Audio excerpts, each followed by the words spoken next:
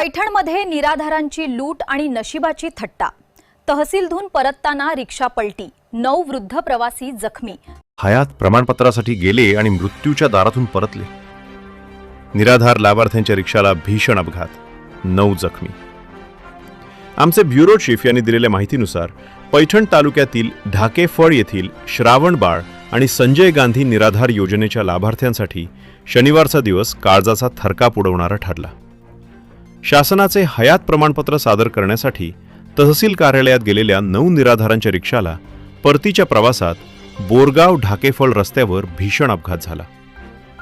घटनेची सविस्तर माहिती अशी की शनिवारी सकाळी ढाकेफळ येथील वृद्ध लाभार्थी पैठण तहसील कार्यालयात गेले होते। काम आटपून दुपारी 2:30 सुमारास ते MH20 S0486 क्रमांकाच्या अपे रिक्षाने गावाकडे परतत होते। टाकळी बोरगाव शिवारात रिक्षाच्या टायर बेरिंगमध्ये अचानक तांत्रिक बिघाड झाला। रिक्षावरील नियंत्रण सुटल्यानं ती रस्त्याच्या कडेला असलेल्या खड्ड्यात जाऊन पलटी झाली।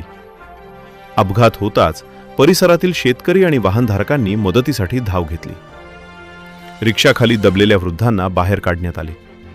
सुदैवानं या अपघातात कोणतीही जीवितहानी झाली नाही, मात्र 9 जण जखमी झाले आहेत।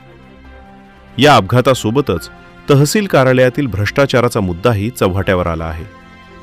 ऑनलाईन प्रक्रियेसाठी 100 रुपये आणि प्रमाणपत्र जमा करण्यासाठी 50 रुपये दलालांनी घेतल्याचा आरोप लाभार्थ्यांनी केला आहे।